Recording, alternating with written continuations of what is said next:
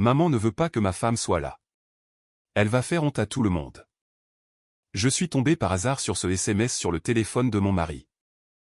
À peine une heure plus tôt, je venais de payer la compte pour la fête d'anniversaire de mariage de ses parents. À cet instant précis, voici ce que j'ai fait. Je m'appelle Whitney. J'ai 36 ans et j'ai passé les 7 dernières années à financer en silence une famille qui me méprisait secrètement. Il était exactement 10 heures du matin. J'étais dans notre chambre, tendant la main pour éteindre l'alarme stridente de mon mari. Alors que je balayais l'écran, une nouvelle notification de message de ma belle-mère est apparue. Maman ne veut pas de ta femme sur les lieux ce soir. Elle va embarrasser tout le monde, disait le message. J'ai tapé sur la notification, déverrouillant l'appareil. Sa réponse, envoyée juste avant qu'il n'entre dans la douche, était un chef-d'œuvre de lâcheté. Ne t'inquiète pas, je vais lui dire qu'elle a une urgence professionnelle inattendue. De toute façon, elle n'est pas à sa place dans les endroits chics. Je n'ai pas pleuré ni fait de crise de colère. Au lieu de cela, une vague de pur dégoût glacial m'a submergé. J'ai lentement tourné mon regard vers la coiffeuse de la chambre. Juste là se trouvait un reçu de confirmation imprimé. Exactement une heure plus tôt, j'avais joyeusement utilisé ma carte de crédit d'entreprise pour payer le dernier acompte pour le somptueux banquet d'anniversaire de ses parents. Je finançais littéralement l'événement de luxe auquel j'étais considéré comme trop inculte pour assister. Si vous avez déjà eu à choisir entre préserver la paix et garder votre amour-propre, ou si vous croyez qu'une générosité sans fin et sans limite n'invite qu'à la cruauté, vous voudrez entendre ceci. Abonnez-vous et rejoignez-moi pour voir exactement comment une femme rembourse des années de tromperie par une réalité absolue et irréversible. Le bruit de l'eau qui coulait de la salle de bain à l'étage s'est brusquement arrêté. J'ai calmement replacé le téléphone à son emplacement exact sur la table de chevet. Quand Andrew est entré dans la chambre avec son sourire calme habituel, mon esprit est revenu à la première fois où je suis entré dans ce cercle familial au centre-ville de Nashville. Je possède et gère une chaîne d'approvisionnement en matériaux de construction commerciale. C'est une industrie bâtie sur le béton, l'acier et les matins précoces. Ma journée de travail typique consiste à marcher sur des chantiers de construction actifs en portant des bottes à embout d'acier, un gilet de haute visibilité et un casque de chantier. Je conduis un pick-up robuste parce que j'ai besoin de transporter du matériel, non pas pour faire une déclaration de mode. Je porte très peu de maquillage et ne possède presque aucun vêtement de créateur. Cette réalité se heurtait violemment à la vision du monde de Marie. Elle avait toujours imaginé son fils épousant une femme de la haute société de Nashville, quelqu'un qui passait ses après-midi à des déjeuners de charité et dans des country clubs. Au lieu de cela, elle m'a eu moi. À ses yeux, j'étais en permanence poussiéreuse, complètement sans raffinement et entièrement trop rustique pour m'intégrer à leur cercle sophistiqué. Elle ne manquait jamais une occasion de fixer mes ongles non manucurés ou de suggérer que je devrais garer mon camion de travail au coin de la rue pour que les voisins ne le voient pas.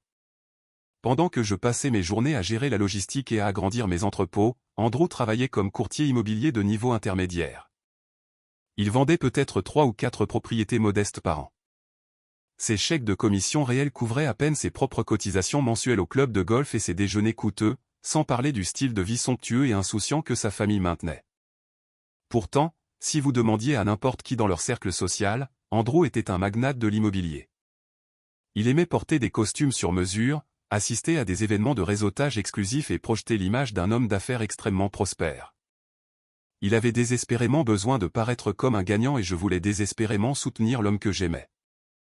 Je suis donc devenu le moteur silencieux de son faux succès. Le sauvetage financier a commencé modestement mais s'est rapidement intensifié. Il y a 5 ans, Marie a accumulé une énorme dette de cartes de crédit à taux d'intérêt élevé en achetant des meubles de créateurs et en organisant des dîners extravagants. Quand les collectionneurs ont commencé à appeler, Andrew a paniqué. J'ai tranquillement transféré les fonds requis via mon compte professionnel pour effacer tout le solde en un seul jour. 2 ans plus tard, mon beau-père, Samuel, s'est plaint que sa vieille berline tombait en panne. Il voulait un VUS de luxe, mais n'avait pas la cote de crédit pour le financer. J'ai co-signé le prêt et mis en place un paiement mensuel automatique directement depuis mon compte professionnel principal. Puis sont venues les vacances familiales annuelles dans des stations de ski au Colorado et des villas en bord de mer en Floride. Je réservais les vols, assurais l'hébergement et payais les dîners coûteux. Chaque dollar provenait de mon entreprise de chaîne d'approvisionnement. Je n'ai jamais demandé de remerciement. Je croyais sincèrement que garder la vérité financière secrète était un acte d'amour. Je pensais que je protégeais la fierté de mon mari, mais mon silence a créé un monstre.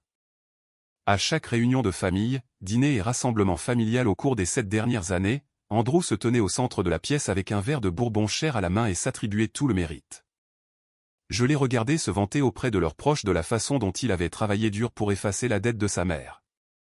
Je l'ai écouté accepter les éloges pour avoir acheté ce magnifique VUS à Samuel. Je suis resté tranquillement en arrière-plan près de la cuisine pendant qu'il racontait à tout le monde combien il aimait offrir à ses parents des vols en première classe et des séjours dans des complexes de luxe. Marie absorbait chaque mot de sa vantardise. Elle lui tapotait constamment le bras, disant aux tantes et aux oncles à quel point elle était bénie d'avoir un fils si brillant et pourvoyeur. Pendant ce temps, elle me jetait un coup d'œil, moi debout dans mes vêtements simples, et m'offrait un sourire condescendant. Elle croyait vraiment que j'étais juste une femme chanceuse et peu sophistiquée, entièrement dépendante de la richesse de son brillant fils. Andrew ne l'a jamais corrigé. Il ne m'a jamais une seule fois mise en avant pour partager le crédit ou reconnaître ma contribution. Il absorbait l'admiration et j'absorbais le manque de respect. J'ai accepté ce rôle volontairement. J'ai construit la façade parfaite et impénétrable pour eux, facture par facture, pensant que nous étions une équipe. Je leur ai donné le pouvoir de me mépriser, oubliant complètement que c'était moi qui tenais le chéquier. J'ai souri et hoché la tête en regardant Andrew enfiler la veste de costume en soie coûteuse pour laquelle j'avais payé la facture de carte de crédit le mois dernier, puis je me suis retourné tranquillement et je suis descendu au garage. À 10h30 du matin, l'air à l'intérieur de l'habitacle de la voiture était si calme que je pouvais clairement entendre ma propre respiration alors que je composais le numéro de mon avocat, Philippe. Il a répondu à l'appel à la deuxième sonnerie. J'ai complètement ignoré les salutations matinales habituelles et je suis allé droit au but. Je lui ai demandé de rédiger immédiatement un avis juridique formel et de l'adresser à la division des prêts commerciaux de notre principale institution bancaire. Ma directive était très spécifique et exigeait une exécution immédiate. J'ai ordonné à Philippe de retirer officiellement ma garantie personnelle liée au cabinet de courtage immobilier d'Andrew. J'ai dicté les termes exacts pour m'assurer qu'il n'y avait aucune ambiguïté juridique concernant ma responsabilité financière. Le retrait s'appliquait instantanément à toute nouvelle ligne de crédit, aux futures demandes de prêt ou aux tentatives d'obtenir des limites d'emprunt supplémentaires par son entreprise. De plus, l'avis stipulait explicitement mon refus absolu de renouveler le soutien pour tout prêt commercial actif une fois que leurs termes actuels arriveraient à expiration. J'ai demandé à Philippe de citer les clauses de résiliation spécifiques intégrées dans les contrats de garantie originaux que nous avions signés il y a des années. Il a tapé rapidement sur son clavier, répétant les numéros de routage bancaire, les détails du compte d'entreprise et les noms des agents de crédit principaux qui devaient recevoir les documents certifiés. J'ai exigé que la banque accuse réception de cet avis de retrait par signature électronique avant midi aujourd'hui. Philippe a confirmé le calendrier et la méthode de livraison sécurisée. La responsabilité de l'entreprise étant solidement gérée, je suis passé directement à la deuxième manœuvre juridique. J'ai dit à Philippe d'entrer en contact avec l'institution financière indépendante gérant mes portefeuilles de patrimoine. J'ai explicitement invoqué mon autorité absolue en tant que constituant de la fiducie familiale discrétionnaire. Cette fiducie spécifique servait de véhicule juridique désigné fournissant un flux constant de capitaux à sa mère. J'ai ordonné à Philippe d'émettre une directive contraignante aux fiduciaires désignés, lui demandant de suspendre immédiatement toutes les distributions financières prévues à Marie. J'ai détaillé les paramètres exacts du processus de suspension. Parce que la structure était une fiducie discrétionnaire, le fiduciaire possédait le droit légal d'arrêter tout paiement aux bénéficiaires sur la base de mes instructions mises à jour. J'ai demandé à Philippe de geler les allocations mensuelles en espèces, les virements automatiques pour ses impôts fonciers et les paiements directs couvrant ses factures de services personnels. Le robinet financier nécessitait un verrouillage immédiat et total. Philippe m'a relu au téléphone les instructions nouvellement rédigées. Il s'est assuré que la formulation juridique était rigide, ne laissant absolument aucune place à l'appel, à la négociation ou à des dérogations temporaires par la bénéficiaire. Le capital restait sécurisé dans le compte principal de la fiducie, mais il lui devenait complètement inaccessible à partir de cette seconde précise. J'ai terminé l'appel téléphonique avec Philippe et j'ai posé l'appareil sur le siège passager un instant. Je devais exécuter moi-même le dernier ajustement financier. J'ai repris le téléphone et je me suis connecté à mon application bancaire mobile cryptée en utilisant mon authentification biométrique. J'ai navigué au-delà des comptes chèques d'entreprise et j'ai sélectionné l'interface gérant les lignes de crédit non garanties. Affiché clairement à l'écran se trouvaient 4 comptes de cartes de crédit actifs. Il s'agissait de cartes d'utilisateurs autorisées liées directement à mon profil de compte principal. En tant que titulaire principal de la carte, j'avais la seule responsabilité légale pour chaque transaction traitée par leur intermédiaire, ce qui me donnait également le pouvoir unilatéral de contrôler leur statut opérationnel. 2 de ces cartes se trouvaient actuellement dans le portefeuille d'Andrew. Une était détenue par Marie. La dernière était en possession de Samuel. J'ai tapé sur l'écran et j'ai ouvert l'onglet de gestion de la sécurité pour la première carte autorisée. J'ai appuyé sur la commande spécifique pour geler le compte. Une invite du système est apparue demandant une confirmation finale pour bloquer tous les frais entrants. J'ai cliqué sur le bouton de confirmation. L'indicateur de statut à l'écran est instantanément passé d'actif à suspendu. J'ai répété ce processus mécanique exact pour la deuxième carte. J'ai ouvert les paramètres, localisé l'option de gel et confirmé l'action. J'ai exécuté la même séquence délibérée pour la troisième carte, puis finalement la quatrième. L'application a mis à jour le tableau de bord principal, affichant 4 icônes de cadenas rouges à côté des numéros de compte correspondants. Toute nouvelle tentative d'autorisation passée par un terminal de commerçant serait automatiquement et instantanément refusée par le système bancaire, sans exception. Philippe a confirmé que les documents juridiques avaient été envoyés avec succès, et il était maintenant temps pour moi de m'occuper du problème le plus pressant qui attendait du côté de la ville. À 15 h de l'après-midi, ma voiture s'est arrêtée devant l'entrée pavée de l'un des hôtels 5 étoiles de style champêtre les plus luxueux de Nashville. J'ai contourné le service de voiturier, j'ai garé le véhicule moi-même et j'ai traversé directement le grand hall. Je ne me suis pas arrêté pour admirer les arrangements floraux complexes ou la musique de piano d'ambiance en arrière-plan. Je me suis approché du bureau du concierge et j'ai demandé une réunion privée immédiate avec le directeur du restaurant, Nolan. La réceptionniste a noté mon attitude ferme, a pris le téléphone et a parlé doucement. En 2 minutes, Nolan a émergé de la salle à manger et m'a guidé dans son bureau privé aux parois de verre, situé juste derrière l'espace de réception principal. Nous nous sommes assis l'un en face de l'autre à son grand bureau en chêne. J'ai ouvert mon sac en cuir et j'ai placé mon permis de conduire délivré par l'État à côté de ma carte de crédit d'entreprise en platine directement sur la surface en bois poli. Je lui ai demandé d'accéder au dossier de réservation principal pour le grand banquet d'anniversaire prévu pour commencer à exactement 19 h ce soir-là. Nolan a tapé mes informations dans son terminal informatique. Il a examiné le dossier numérique et a confirmé verbalement que j'étais la signataire principale du contrat d'événement contraignant et l'unique sponsor financier pour le dîner de 58 invités. J'ai hoché la tête en guise de confirmation et je l'ai informé que j'exerçais mon droit légal absolu en tant que titulaire principal du compte de résilier l'intégralité du contrat d'événement, avec effet immédiat. Nolan a semblé visiblement surpris par cette instruction soudaine. Il s'est penché en arrière dans sa chaise et m'a rappelé que l'annulation d'un événement avec traiteur majeur seulement 4 heures avant l'heure de début prévue entraînerait une pénalité financière sévère, conformément à leurs procédures opérationnelles standards.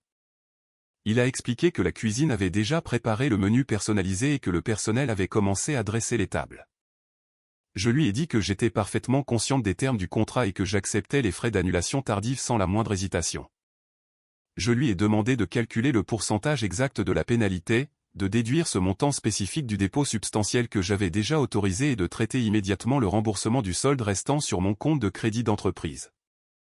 Je lui ai ordonné d'informer le chef exécutif d'arrêter toutes les préparations alimentaires et d'informer l'équipe de mise en place de l'événement de démanteler la salle à manger privée réservée.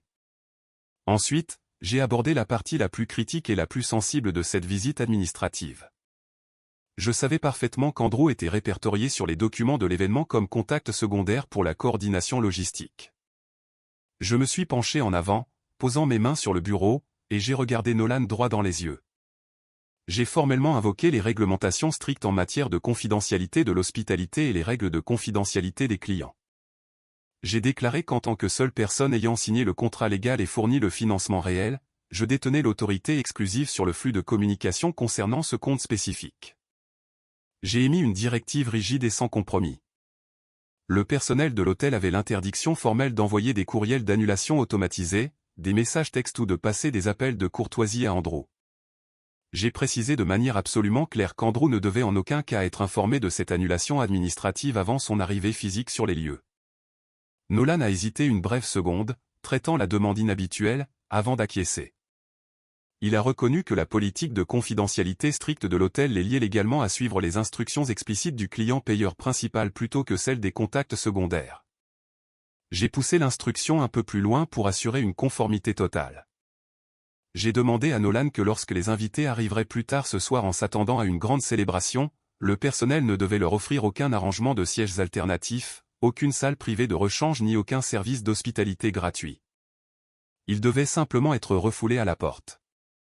Nolan a tapé l'embargo de communication strict dans le système de réservation principal, marquant activement le dossier d'une alerte rouge de haute priorité pour s'assurer qu'aucun employé ne contacterait accidentellement Andrew et ne ruinerait la réalité imminente. Il a imprimé le reçu d'annulation finale et me l'a tendu à travers le bureau. J'ai examiné attentivement le document imprimé, vérifiant que le remboursement était en cours de traitement et que les clauses de confidentialité étaient clairement notées dans les remarques du système. J'ai signé fermement mon nom au bas de la page, j'ai pris ma copie physique et j'ai remis mes cartes d'identité dans mon sac. La transaction commerciale était complètement terminée. J'ai quitté l'hôtel par la porte latérale juste au moment où le camion de livraison transportant 500 roses blanches destinées au banquet était forcé de faire demi-tour et de repartir. À 19h du soir, j'ai abaissé le siège du conducteur et je me suis assise tranquillement dans la voiture sur le parking en face du hall principal. Vivement éclairé par des lustres en cristal, la séquence d'arrivée a commencé précisément à l'heure. Un flux constant de véhicules de luxe s'est arrêté devant le service de voiturier. Marie et Samuel sont sortis les premiers de leurs véhicules financés, suivis de près par Andrew. Ils se sont tenus près de la grande entrée pour accueillir formellement les 58 invités. J'ai regardé à travers la vitre teintée Marie étreindre ses riches amis, sa posture rayonnant un triomphe absolu. Andrew a serré la main d'importants associés commerciaux, s'attribuant activement le mérite de l'organisation de l'événement. Ils ont rassemblé le grand groupe et ont ouvert la voie avec assurance à travers les portes vitrées jusqu'à la zone de réception principale, s'attendant pleinement à être conduits dans une salle privée avec service de traiteur complet. Au lieu de cela, leur progression s'est brusquement arrêtée. Nolan, accompagné de 2 agents de sécurité, s'est placé directement sur leur chemin. Il a maintenu une posture professionnelle, tenant une tablette numérique contenant les dossiers de l'événement. Le groupe de près de 60 personnes s'est arrêté de marcher au milieu du hall. Marie s'est immédiatement avancée, demandant de savoir pourquoi l'hôtesse ne les conduisait pas à leur salle de banquet désignée. Nolan n'a pas sourcillé. Il a regardé directement Andrew et a livré la déclaration de protocole exacte et répétée. Je m'excuse pour le désagrément, monsieur, mais la réservation a été annulée cet après-midi par le client contractant. Le groupe entier est tombé dans un silence complet. Le sourire confiant de Marie a instantanément disparu, remplacé par une expression de pure indignation. Elle a élevé la voix, amenant d'autres clients de l'hôtel à s'arrêter et à regarder. Elle a insisté bruyamment sur le fait qu'il devait y avoir une défaillance administrative catastrophique. Elle a pointé du doigt Andrew, déclarant à tous ceux qui pouvaient l'entendre que son fils très prospère avait réservé la salle et tout payé des mois à l'avance. Andrew s'est avancé pour gérer la situation qui s'envenimait. Il a ajusté sa veste de costume, projetant un air d'agacement de riche. Il a dit à Nolan que l'annulation était de toute évidence une erreur système massive. Il a mis la main à son portefeuille avec confiance et en a sorti la carte d'utilisateur autorisée principale.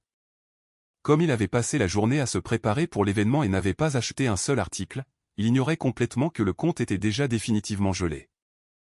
Il a fermement plaqué la carte en plastique sur le comptoir de la réception, ordonnant à Nolan de simplement facturer à nouveau le coût total de l'événement immédiatement et d'ouvrir les portes de la salle de banquet. Nolan a pris la carte, l'a passée dans le terminal de point de vente et a attendu la réponse du réseau. La machine a émis un bip sec. Nolan a regardé l'écran puis de nouveau Andrew. Refusé. Andrew a froncé les sourcils, son assurance se fissurant.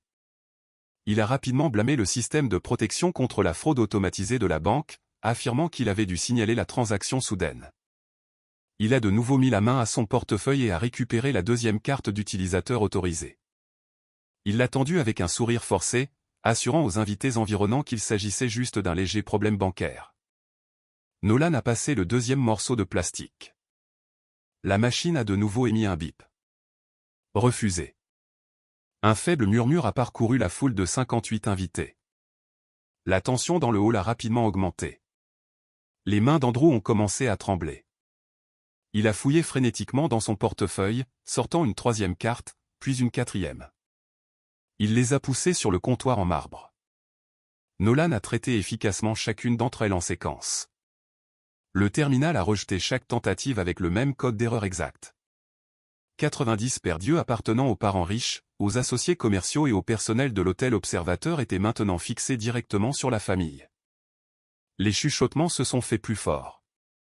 Les parents qui, quelques minutes auparavant, louaient Andrew pour son immense générosité, échangeaient maintenant des regards très sceptiques.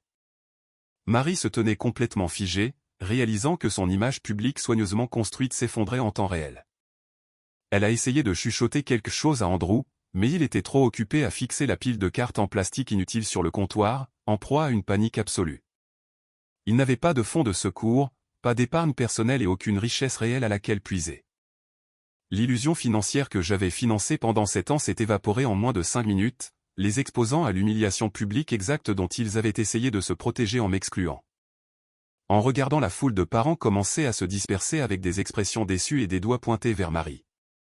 En plein milieu du hall de l'hôtel, j'ai doucement démarré le moteur de la voiture. À 8 heures le lendemain matin, l'espace dans mon bureau a été brisé par le bruit de pas pressés et les cris d'Andrew depuis le couloir. Il a complètement ignoré mon assistante de direction, a poussé les lourdes portes en verre et s'est dirigé directement vers mon bureau. Son visage était rouge de colère et de manque de sommeil. Il a claqué ses paumes contre le bord de mon poste de travail, exigeant bruyamment une explication immédiate pour le désastre humiliant à l'hôtel et les cartes de crédit inexplicablement gelées qui les avaient tous humiliés en public. Je n'ai pas élevé la voix. Je ne me suis pas levé. J'ai simplement ouvert le tiroir du bas de mon bureau, j'en ai sorti un épais et lourd dossier en manille et je l'ai laissé tomber carrément au centre du bois poli. La pile dense de papier a heurté le bureau avec un bruit sourd et retentissant qui a instantanément coupé ses hurlements. Je lui ai fait signe de l'ouvrir. Il m'a fusillé du regard, la poitrine haletante, avant d'ouvrir agressivement la couverture. La toute première page était une photographie imprimée en haute résolution. C'était une capture d'écran directe de l'échange de messages cruels entre lui et Marie de la veille, affichant clairement leurs mots exacts sur mon inadéquation à leur environnement sophistiqué. Andrew a arrêté de respirer une seconde.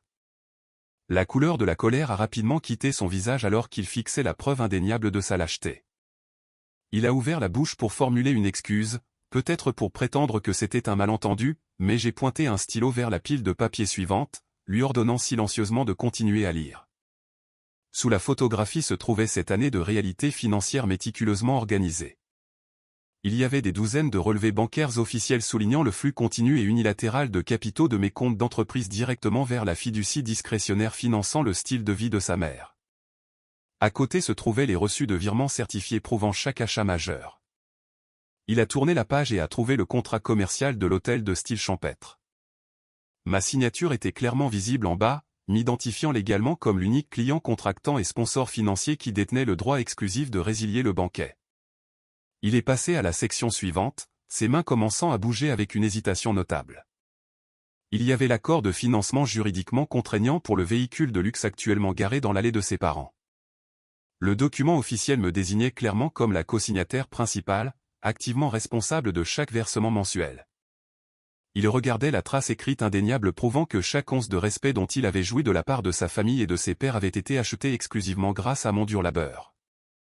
Je me suis rassise dans ma chaise et j'ai regardé son ego fragile se briser contre le poids de la vérité absolue et documentée.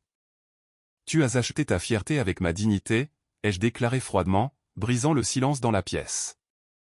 Tu les as laissés me traiter comme une source d'embarras pendant que je payais tranquillement pour le privilège de ton faux succès. Tu souriais pendant qu'ils insultaient ma profession et mon style de vie. Cet arrangement a officiellement pris fin hier. Il a bafouillé, tentant de s'excuser, prétendant qu'il n'avait jamais voulu que les choses dégénèrent et qu'il voulait juste préserver la paix. J'ai ignoré ses pathétiques tentatives de gestion de crise et je lui ai demandé de regarder le dernier document fixé tout au fond du dossier. Andrew est passé à la dernière page. C'était une lettre de notification formelle expédiée directement par la division des prêts commerciaux de notre banque principale. Ses yeux ont parcouru le texte juridique rigide et toute sa posture s'est effondrée. La lettre l'informait officiellement que la garantie personnelle soutenant son cabinet de courtage immobilier avait été définitivement retirée. De plus, elle déclarait explicitement qu'en raison de la perte soudaine de mon soutien financier, les comptes opérationnels de son entreprise étaient désormais classés à haut risque. La banque exigeait une garantie immédiate pour sécuriser ses lignes de crédit existantes. Il a réalisé qu'il n'avait absolument aucun capital à gager. Le personnage du faux magnate était terminé.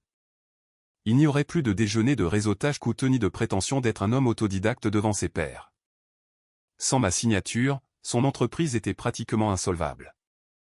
La réalité de l'échec imminent de l'entreprise l'a frappé simultanément avec l'effondrement du statut social de sa famille. Andrew a reculé vers la porte, les épaules affaissées, sa main tremblante serrant fermement la froide pile de documents qu'il ne pouvait nier.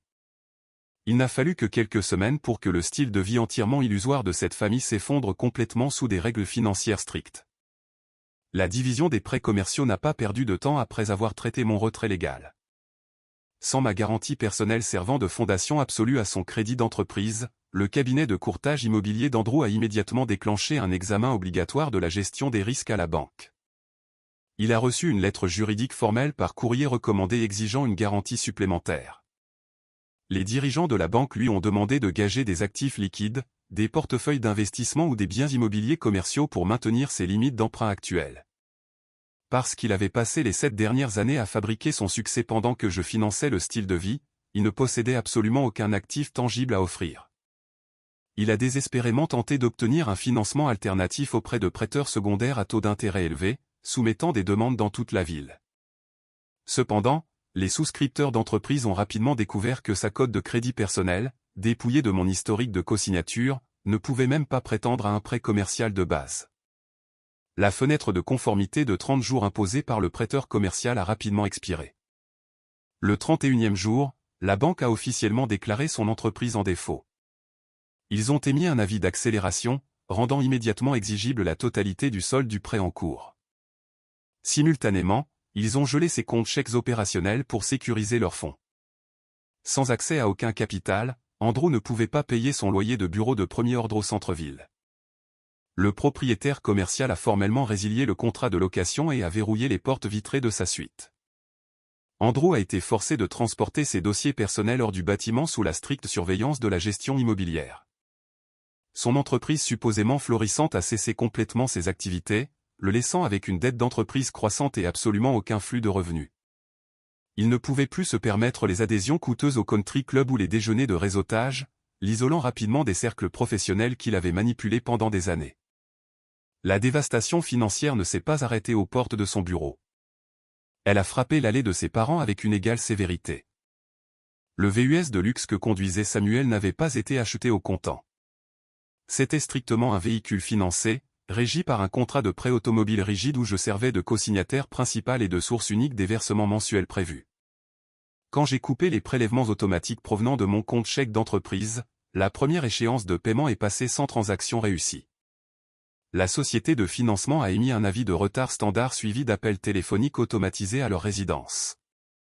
Marie et Samuel, manquant complètement d'épargne personnelle substantielle, d'investissements liquides ou de fonds de retraite, ont simplement ignoré les avertissements écrits et les avis de recouvrement.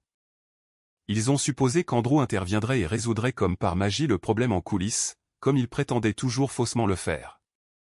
Le délai de grâce de 15 jours a expiré. À la fin de la 4e semaine, le prêteur automobile a autorisé le protocole de reprise de possession. C'est arrivé un mardi après-midi, en plein jour. Une dépanneuse commerciale lourde a reculé directement dans leur allée de banlieue impeccable. Les agents de recouvrement n'ont pas sonné à la porte ni frappé pour négocier ou demander la permission. Ils ont rapidement attaché les câbles de remorquage en acier au châssis du véhicule de luxe et ont commencé à le hisser sur le plateau. Marie est sortie en courant de la porte d'entrée, criant aux hommes d'arrêter et exigeant qu'ils libèrent le véhicule. Elle a composé frénétiquement le numéro d'Andrew, le suppliant de virer le montant en souffrance, mais ses propres comptes d'entreprise et personnels étaient déjà gelés par la banque. Elle a ensuite tenté d'appeler le fiduciaire financier, exigeant une distribution de fonds d'urgence, pour se voir rappeler formellement que les fonds de la fiducie étaient définitivement suspendus. L'agent de recouvrement principal lui a calmement remis une copie imprimée de l'ordonnance de défaut, expliquant que le propriétaire légal récupérait le bien pour non-paiement. Samuel se tenait silencieusement sur le porche d'entrée, les bras croisés sur la poitrine, regardant le symbole ultime de son faux prestige se faire attacher avec de lourdes chaînes. Plusieurs voisins, les personnes exactes que Marie avait passé des années à essayer d'impressionner avec sa richesse fabriquée et ses histoires de country club exclusif, se tenaient sur leur pelouse, regardant toute l'opération humiliante se dérouler. La lourde dépanneuse a quitté l'allée, a changé de vitesse et a descendu la rue résidentielle, laissant derrière elle un espace de béton vide et une réputation sociale complètement brisée. La demande de divorce avec des conditions définitives de partage des biens a été signée par moi à l'encre bleue, coupant tous les derniers liens.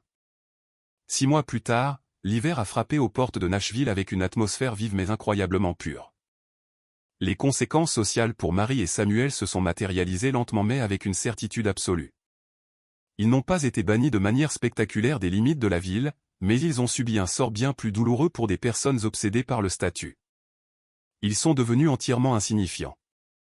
Suite à l'exposition publique dans le hall de l'hôtel, leur réputation soigneusement cultivée s'est évaporée.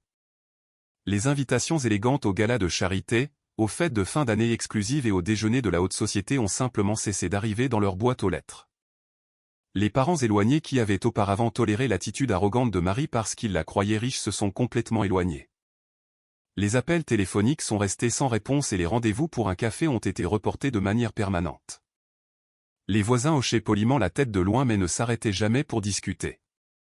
Sans le levier financier pour organiser des dîners extravagants, Marie n'avait plus rien à offrir à son cercle social superficiel. Elle passait ses journées à l'intérieur de sa tranquille maison de banlieue, non plus à coordonner des tenues de country club, mais à calculer activement des budgets ménagers stricts et à découper des coupons d'épicerie pour survivre avec leurs revenus de retraite fixe. Andrew a fait face à une réalité juridique beaucoup plus dure. Submergé par l'appel soudain de ses prêts commerciaux et ne possédant aucun capital liquide pour satisfaire les créanciers agressifs, il n'a eu d'autre choix que de déposer officiellement une demande de faillite personnelle, chapitre 7. La procédure judiciaire a dépouillé chaque couche restante de son faux prestige. Il a remis ses cartes de crédit premium directement au tribunal. Le syndic de faillite a ordonné la liquidation immédiate de ses actifs, le forçant à vendre son condominium haut de gamme du centre-ville pour régler les dettes impayées. Il a emballé ses affaires dans des boîtes en carton et a signé un bail standard pour un modeste appartement en périphérie de la ville. L'illusion du courtier immobilier de haut vol était complètement morte. Pour faire face à ses obligations financières ordonnées par le tribunal et payer ses factures de services de base, Andrew a accepté un poste à salaire fixe en tant que coordinateur logistique débutant pour une entreprise de transport régional. Il a troqué ses costumes en soie sur mesure contre des uniformes d'entreprise standard. Il pointe maintenant à 8 heures du matin, prend une pause déjeuner de 30 minutes strictement surveillée et rend des comptes à un directeur régional. Il a finalement appris la valeur réelle d'un dollar durement gagné. De l'autre côté de la ville, mon entreprise de chaîne d'approvisionnement a connu son trimestre le plus rentable depuis une décennie. Le fait de supprimer l'énorme ponction financière que représentait le financement de 3 adultes ingrats m'a permis de réorienter des capitaux substantiels vers mes opérations commerciales réelles. J'ai acheté 2 nouveaux entrepôts de distribution et j'ai agrandi notre flotte de camions. L'énergie que je gaspillais auparavant à gérer leurs secrets alimentait désormais mon propre succès authentique. Plus important encore, j'ai arrêté de cacher ma véritable identité pour apaiser les égos fragiles de personnes qui me méprisaient. Je porte fièrement mes bottes à embout d'acier, mes chemises de travail en jean et mes gilets de haute visibilité.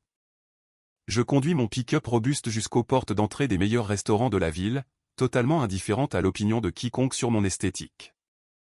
Le fardeau épuisant de maintenir une fausse réalité avait disparu, remplacé par la paix profonde de vivre une vie authentique. La leçon la plus critique que j'ai apprise de 7 ans de tromperie financière est qu'une générosité mal placée deviendra finalement un couteau bien aiguisé qui coupera directement dans votre propre estime de soi. Vous ne pouvez pas acheter un respect authentique avec des virements bancaires.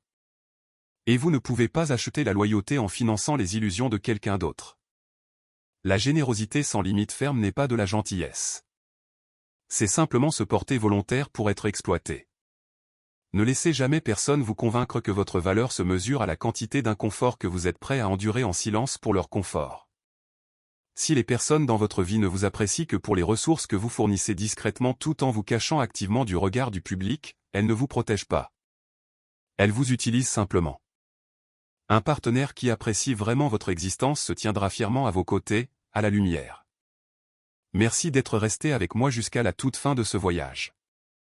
Vous êtes-vous déjà trouvé dans une situation où vous avez dû faire preuve d'une cruauté absolue pour protéger votre propre dignité et cesser d'être exploité? J'aimerais beaucoup lire vos histoires et vos points de vue.